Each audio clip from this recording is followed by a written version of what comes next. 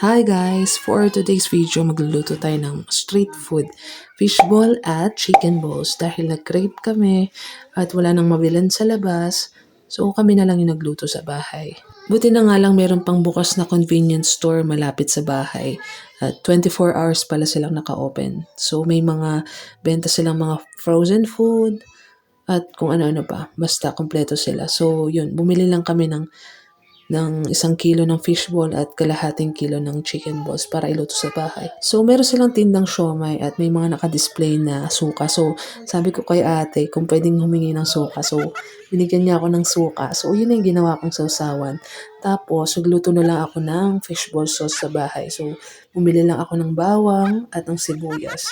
So, yan na nga luto ng aming pagkain at ready na kami para sa aming movie marathon. Diba? Kita nyo naman pati si Porotito nakikikain din ng fishball. At sobrang laking tipid din talaga kapag ikaw ay magluluto sa bahay. Kasi pag binili mo tong fishball sa kanto, yung isang stick na merong 8 pieces, nasa 15 pesos na siya. So, sobrang mahal din niya kapag bibili ka ng per stick. Kaya every time na mag-crave kami sa street food, katulad ng mga pugo, or yan, fishball, kikiam, ako lang talaga yung nagluluto sa bahay at gumagawa ng sauce. So, that's all for today. Thank you for watching. Ciao, ciao!